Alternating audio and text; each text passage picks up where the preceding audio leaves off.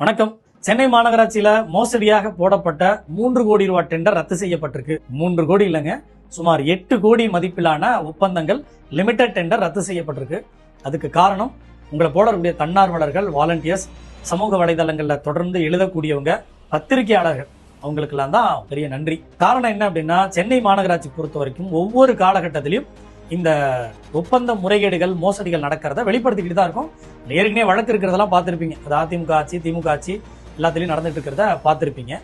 இந்த சமயத்துல இந்த டெண்டர் ரத்து செய்யப்பட்டிருக்கு. அந்த டெண்டர் விவரங்களை பார்ப்போம். பெருங்குடி டம்ப்யார்டு உங்களுக்கு தெரிஞ்சிருக்கும். அந்த பெருங்குடி டம்ப்யார்டு ஒரு பெரிய பரப்பு.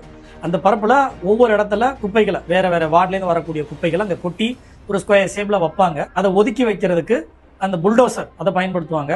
அப்புறம் அதை திருப்பி போடுறதுக்கு எக்ஸவேட்டர் பயன்படுத்துவாங்க. இதுக்கு சமீபத்துல சென்னை கார்பரேஷன்ல டெண்டர் போட்டிருந்தாங்க. 14ஆம் தேதி மே மாலை 5 மணிக்கு டெண்டர் போடுறாங்க.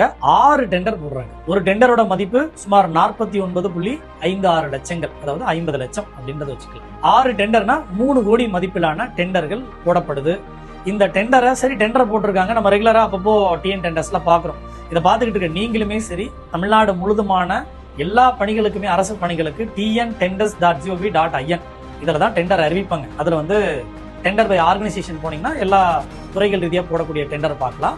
அதுல சென்னை கார்பரேஷனுக்கு ஒரு டேக் இருக்கும். அதுக்குள்ள போனீங்கன்னா சென்னை கார்பரேஷன் டெண்டர்ஸை பார்க்கலாம்.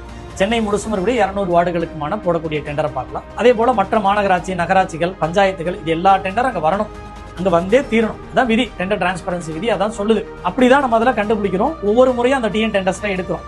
முடிந்து போன டெண்டர்களை பார்க்க முடியுமா அப்படின்னா, டெண்டர் ஸ்டேட்டஸ்னு ஒரு டேப் இருக்கும். டெண்டர் பை ஆர்கனைசேஷனுக்கு அடுத்து இருக்கும். அந்த டெண்டர் ஸ்டேட்டஸ்ல போய் உங்க பஞ்சாயத்தோட பேரோ, நகராட்சியோட பேரோ, இல்ல ஒரு குறிப்பிட்ட காலகட்டத்தையோ, இல்ல வேற ஏதாவது ஸ்பெஷல் வேர்டு அதுல போட்டு நீங்க டெண்டரை எடுத்து பார்க்க முடியும். அதாவது முடிந்து போன டெண்டர்களுடைய நிலைகளை பார்க்க முடியும். அறிவித்திருக்கூடிய டெண்டர் டாக்குமெண்ட்டை இப்ப நீங்க பார்க்க முடியும். இப்போ அந்த டாக்குமெண்ட், முடிஞ்சு போன டெண்டருக்கு டாக்குமெண்ட் கிடைக்குமானா அது கிடைக்காது. ஆனா டிஎன் டெண்டர்ஸ்ல இருக்கணும், வைக்க மாட்டாங்க. ஏன்? செய்யற தவறுகளும், தப்புகளும், மோசடிகளும், ஊழல்களும் தெரிஞ்சிருமா இல்லையா? அதனால டாக்குமெண்ட்டை ஹைட் பண்ணிடுவாங்க. ஒரு உருப்படியான வெளிப்படையான அரசு இந்த டெண்டர் டாக்குமெண்ட்டை வெளியிடுவாங்க. இது வரைக்கும் வெளியிடல. இப்ப இருக்கக்கூடிய அரசு வெளியிடுதான்றத பார்ப்போம். டெண்டர் டாக்குமெண்ட் அங்க இருக்கணும், ஒர்க் ஆர்டர் காப்பி அதுல இருக்கணும். அதான் அதுல குறைந்தபட்சம் விதிகளே. சரி, இப்ப அந்த பெருங்குடி டம்ப்யார்ட இஷ்யூ பொறுத்த வரைக்கும், அந்த டம்ப்யார்ட்ல இந்த குப்பைகளை அள்ளுவதற்கும், ஒதுக்குவதற்கும், அப்புறப்படுத்துவதற்கும் இந்த எக்ஸவேட்டரும் புல்டோசரும் பயன்படுத்துவாங்க. இதுக்கான ஒப்பந்தங்கள் தேர்தல் நடத்தை விதிமுறைகள் பின் வாங்கப்பட்டதுக்கு பிறகு, அதாவது 8 மேக்கு பிறகு தொடர்ந்து டெண்டர்கள் போடப்பட்டிருக்கு. சுமார் 74 டெண்டர்கள் போடப்பட்டிருக்கு. அதுல புல்டோசர் வாங்குறதுக்கு 6 டெண்டர் போட்டிருக்காங்க.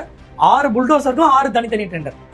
அதே போல எக்ஸவேட்டருக்கு 6 தனித்தனி டெண்டர். மொத்தமா ஒரு 18 டெண்டர் அதுல இருக்கிறத நீங்க பார்க்கலாம். இது எல்லாமே 48,33 லட்சங்கள், 48.33 லட்சங்கள், 49.56 லட்சங்கள் அளவுல தான் இருக்கு. இது எல்லாமே ஒவ்வொரு டெண்டருமே. இந்த டெண்டர் எடுக்கும்போது நமக்கு என்ன சந்தேகம் வந்ததுன்னா, ஒன்னு லிமிடெட் டெண்டர். லிமிடெட் டெண்டர்னா என்ன? சென்னை கார்பரேஷன்ல டெண்டர் போடுறவங்களுக்கு அந்த கீ வச்சிருப்பாங்க. அதுல போடும்போது தெரியும். ஓப்பன் டெண்டர் செலக்ட் பண்ணா யாரு வேணாலும் பங்கெடுக்க முடியும். லிமிடெட் டெண்டர்னு செலக்ட் பண்ணிட்டீங்கன்னா எந்தெந்த ஒப்பந்ததாரர் மட்டும் பங்கெடுக்கணும் அவங்க செலக்ட் பண்ணுவாங்க. அவங்க மட்டும் அதுல கலந்துக்க முடியும். அப்போ ஒப்பந்ததாரரை முன்கூட்டியே முடிவு பண்ணிடுறாங்களா நமக்கு சந்தேகம். இந்த லிமிடெட் டெண்டர் போடுறதுல என்ன சிக்கல்? முதல்ல வாட் இஸ் லிமிடெட் டெண்டர்? ஒரு எமர்ஜென்சி சிச்சுவேஷன், ஒரு நேச்சுரல் கிளாமிட்டி நடந்திருக்கு, ஒரு இயற்கை பேரிடர் நடந்திருக்கு, மழை பெஞ்சுக்கிட்டு இருக்கு, இல்ல வேற ஏதாவது இது மாதிரி இருக்கு, இயற்கை பிரச்சனைகள் இருக்கு அப்படின்னா அந்த சமயத்துல லிமிடெட் டெண்டர் போடலாம். இன்னொன்று அவசர காலத்துல போடுறது லிமிடெட் டெண்டர். ஒரு பாலம் கட்டுறாங்கன்னு வச்சுக்கோங்க, அந்த பாலம் கட்டுறது பக்கத்திலே ஒரு பாத்வே ரெடி பண்ணணும் அப்படின்னா அதுக்கு லிமிடெட் டெண்டர் போட்டு அந்த பாத்வே, ஏன்னா அந்த பாலம் கட்டுறவங்களே அந்த பாத்வே பண்ண முடியும், அதுக்கு லிமிடெட் டெண்டர் போட்டு அவங்களை குறிப்பிடுவாங்க. பாலத்தையே இங்க லிமிடெட் டெண்டரா போட முடியுமா? அப்படி செய்யக்கூடிய மாநகராட்சி தான் சென்னை மாநகராட்சி. அப்ப இந்த லிமிடெட் டெண்டர் போட்டா செலக்டடா சில பேர் மட்டும் தான் பங்கெடுக்க முடியும் அப்படின்றதான் பிரச்சனை. முன்னால இந்த டெண்டர் காலகட்டத்தில் என்ன பண்ணாங்களோ அதே வேலையை பாக்ஸ் டெண்டர், யாருக்கு ஒப்பந்தம் போடணும்னு அந்த ஃபார்ம் கொடுப்பாங்க, அதுக்கு பைசா வாங்குவாங்க, அதே போல அவங்க துருப்புச்சீட்டு கொடுப்பாங்க, அவங்க மட்டும்தான் இங்க செலக்ட் ஆவாங்க. அதுக்கு நேரடியாக இந்த மறு வச்சுட்டு வந்த மாதிரி சென்னை மாநகராட்சி லிமிடெட் டெண்டரை பல காலமா யூஸ் பண்ணிக்கிட்டு இருக்கிறத நம்ம பார்த்துருக்கோம். டெண்டர் வந்ததுக்கு பிறகும் லிமிடெட் டெண்டர் போட்டு செலக்டடான நபர்களுக்கு டெண்டர் கொடுக்கறது அப்படின்றது. லிமிடெட் டெண்டர்னால நமக்கு என்ன அடி வாங்கும் அப்படின்னா, போட்டியாளர்கள் நிறைய பேர் வரமாட்டாங்க. அப்ப நிறைய பேர் போட்டி போடலன்னா விலை குறையாது. அந்த 3 பேர்ல யாரு ரேட்டு குறைவா இருக்கோ அவங்களுக்கு தான் வைப்பாங்க. அப்ப மார்க்கெட் ரேட்டை விட கூடுதலாகவே இருந்தாலும் அவங்கள்ட்ட போக வேண்டிய நிர்பந்தம் ஆயிடும். இப்போ நீங்க ஓப்பன் டெண்டரா போட்டா யாரு வேணாலும் போட்டி போடுவாங்க. அப்போ எனக்கு மார்ஜின் நிறைய வேணாம், எனக்கு ரெகுலரா பிசினஸ் பண்ணணும்னு நினைக்கிறவங்க இந்த கமிஷன் கொடுக்கணும் அப்படின்னு அவசியம் இல்லாதவங்க என்ன பண்ணுவாங்க, உருப்படியான ரேட்டுக்கு போடுவாங்க. கமிஷன் கொடுக்குறவங்களுக்கு தானே கூடுதலா வச்சு போட வேண்டிய தேவைகள் இருக்கும். அப்ப லிமிடெட் டெண்டர்ல என்னெல்லாம் பேக்லாக் இருக்குன்றதை நீங்க பாத்துக்கோங்க. அப்போ ஓப்பன் டெண்டர்ல டெண்டர் டிரான்ஸ்பரன்சி ஆக்ட் படி வெளியிட வேண்டியது அவசியமா இருக்கு. இதுவும் ₹1 ₹2 உள்ளது இல்ல, 40 லட்சம் 49 லட்சம் 50 லட்சம். எவ்வளவு நாளைக்கு? 12 மாதங்களுக்கு. இப்ப அந்த எக்ஸவேட்டர் அப்படின்ற குறிப்பிட்ட டெண்டர் எடுத்துக்கிட்டீங்க, 14 மே 5 மணிக்கு டெண்டர் அறிவிக்கப்படுது, நீங்க ஸ்கிரீன்ல பாப்பீங்க. 15 மே 3 மணிக்கு அந்த டெண்டர் எண்ட் செய்யப்படுது, அதாவது நிறைவு செய்யப்படுது. அதுக்குள்ள நீங்க சப்மிட் பண்ணிடணும். லெஸ் தென் டே. இன்னும் சில டெண்டர்லாம் பாத்தீங்கன்னா காலையில போட்டு மதியானமே முடிச்ச டெண்டர்லாம் இருக்கு. இது அப்புறம் பார்ப்போம். இந்த ஒரு நாள் 22 மணி நேரம் தான் டைம் கொடுக்குறாங்க. 50 லட்சம் ரூபாய் டெண்டர் இருக்கு. அப்போ இந்த டாக்குமெண்ட் எல்லாம் ப்ரிப்பேர் பண்ணி அதை போடுறதுக்கு குறைந்தபட்சம் டெண்டர் விதிகள்லயே என்ன இருக்கு, 14 நாள் அப்படின்றது ஆவரேஜா இருக்கு. அது கொடுக்கறதுல என்ன பிரச்சனை? இந்த டெண்டரை ஒரு டெண்டர் எடுத்து பார்த்தோம் அப்படின்னா எக்ஸவேட்டர் 2500 மணி நேரங்கள், ஒரு ஆண்டுக்கு 2500 மணி நேரங்கள்லாம் நாட்களை கணக்கிட்டீங்கன்னா 105 நாட்கள். 105 நாட்கள் நீங்க பயன்படுத்துறதுக்கு, அதாவது 2500 மணி நேரம் பயன்படுத்துறதுக்கு 50 லட்சம் ரூபாய் அப்படின்னு போடுங்க. பிளஸ் ஜிஎஸ்டியோட சேர்த்து, ஜிஎஸ்டி வேற வரும் இல்லையா? பட் நீங்க மார்க்கெட் ரேட்டை பார்க்கும்போது இது கூடுதலாவோ குறைச்சலாவோ இருக்கு, அதை வச்சுப்போம். பட் பாயிண்ட் என்னன்னா, ஜோன் 11க்கு 2 டெண்டர் போட்டிருக்காங்க, ஜோன் 12க்கு 2 டெண்டர் போட்டிருக்காங்க, ஜோன் 14க்கு 2 டெண்டர் போட்டிருக்காங்க. அப்படின்னா 6 மிஷின் வாங்குறாங்க. 6 மிஷினுக்கு நீங்க பெருமுடி டம்பியார்டு சார்பா போட்டீங்கன்னா ஒரே டெண்டரா போட வேண்டியது தானே? ஏன் 6 மிஷினுக்கு தனித்தனியா டெண்டர் போடுறீங்க? ஜோன் 11 2 மிஷின் வாங்குறீங்க, அந்த 2 ஒரு டெண்டரா போட்டுருக்கலாமா? ஜோன் 12 அந்த 2 மிஷினுக்காவது ஒரு டெண்டரா போட்டுருக்கலாமா? ஏன் போடல? அப்போ 50 லட்சம் ரூபாய்க்கு மேல போயிருச்சுன்னா பப்ளிக் டிபார்ட்மெண்ட் போடணும். தமிழ்நாடு முழுசும் ஆடு கொடுக்கும், யார் வேணாலும் எங்க இருந்து வேணாலும் பங்கெடுக்க முடியும், வாய்ப்பு இருக்கும். அதனால லெஸ் தென் 50னா மாவட்ட நிர்வாகமே, கார்பரேஷனே போட்டுக்கிட்டா போதும் அப்படின்ற ஒரு லூப் ஹோல பயன்படுத்தினாங்களா? உங்களுக்கு சந்தேகமா இல்லை. மொத்தமா 6 மிஷின் வாங்குறீங்க, ஒரே நாள தான் டெண்டர் போட்டுருக்கீங்க, ஒரே நாள தான் க்ளோஸ் பண்ணி எடுக்க போறீங்க. ஒரே டெண்டர் போடுறதுல என்ன பிரச்சனை?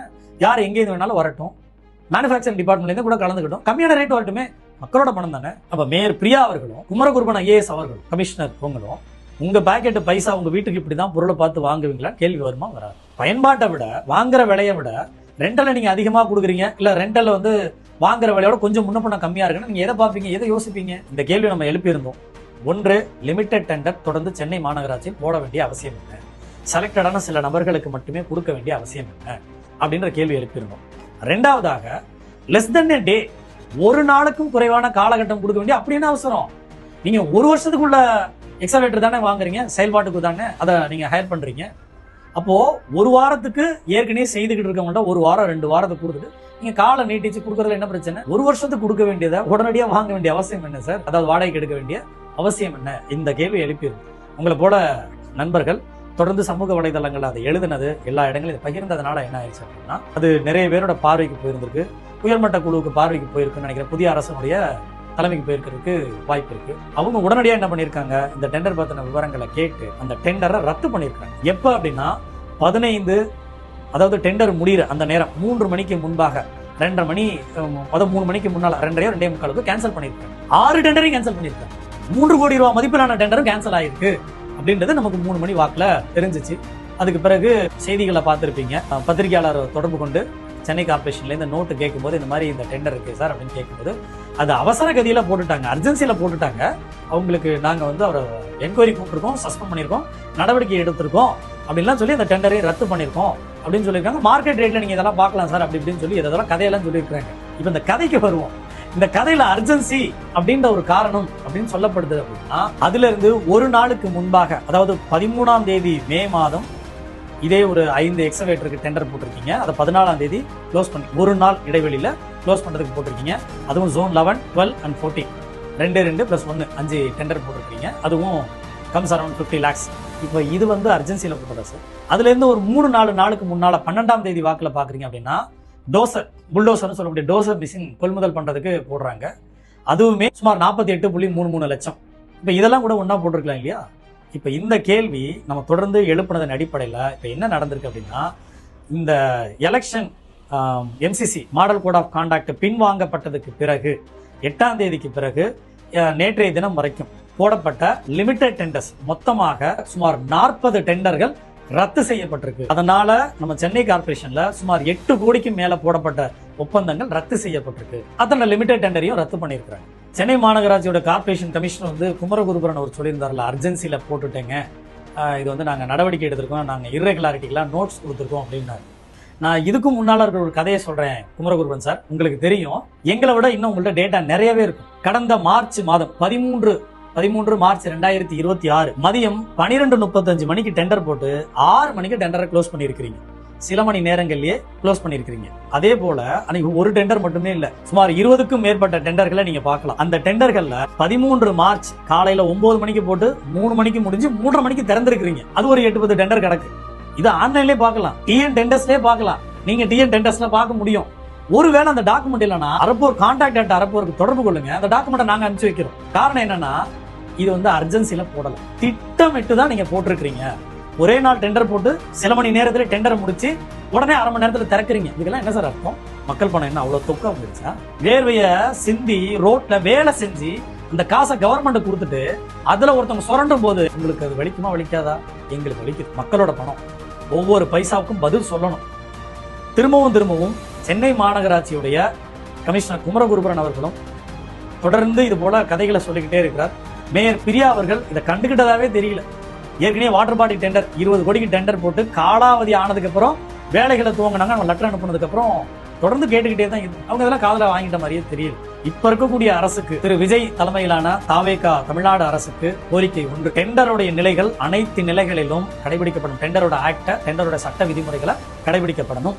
2வது, ஒப்பந்த ஆணைகள், பணி ஆணைகள், அந்தந்த டெண்டருக்கான பணி ஆணைகள் அதுல அப்லோட் ஆகணும். சென்னை கார்பரேஷன் 90% வரவே இல்லை, ஒர்க் ஆர்டரே கிடையாது. 3வதாக, டெண்டர் காலம் முடிஞ்சதுக்கு பிறகு டாக்குமெண்ட் எடுத்துறாங்க, இந்த டாக்குமெண்ட் அங்க இருக்கணும். 4வதாக, லிமிடெட் டெண்டர் அறிவிக்கவே கூடாது, ஓப்பன் டெண்டர்ல கால்ஃபர் பண்ணுங்க. 5வதாக, இந்த டெண்டர் முறைகேடுகள் தொடர்ந்து எதெல்லாம் எஸ்கலேட் ஆகுதோ அதுக்கெல்லாம் விரைவான நடவடிக்கை எடுங்க. துரிதகதியில உரிய சட்ட நடவடிக்கைகளை விரைந்து மேற்கொள்ளும் போதுதான் இது போன்ற தவறுகள், ஊழல்கள், இந்த லஞ்சம் கொடுக்கறது, கரப்ஷன் பண்றது, மோசடியா ஒருத்தருக்கு டெண்டரை கொடுக்கறது, இதெல்லாம் நிக்கும். ஏன்னா பல கோடி ரூபா புழங்கக்கூடிய சென்னை மாநகராட்சி, இது நம்ம எடுத்தது என்னமோ ஒரு டெண்டரை பார்க்க போய் அது 6 டெண்டரா டெவலப் ஆகி அதுக்கப்புறம் அது 40 டெண்டரா போயிருக்கு. 400-500 டெண்டர் போடக்கூடிய இடம் ஒரு நாளைக்கு சென்னை கார்பரேஷன். நமக்கு பழைய தேர்தலுக்கு முந்தைய காலகட்டங்களில் கடந்த 1 வருடங்கள்ல இது போல லிமிடெட் டெண்டர் போட்டிருக்கிறதையும் ஆய்வு செஞ்சு அதுக்கும் நடவடிக்கை எடுத்தா கூட ரொம்ப சந்தோஷம். விஜய் தலைமையிலான தமிழ்நாடு அரசு இதை செய்யுன்ற நம்புறோம். நன்றி. திருடனாக பார்த்து எவனும் திருந்தவும் மாட்டான். நாம திமிரி எழுந்த இனி எவனும் திருடவும் மாட்டான். நாம திமிரி எழுந்த இனி எவனும் திருடவும் மாட்டான்.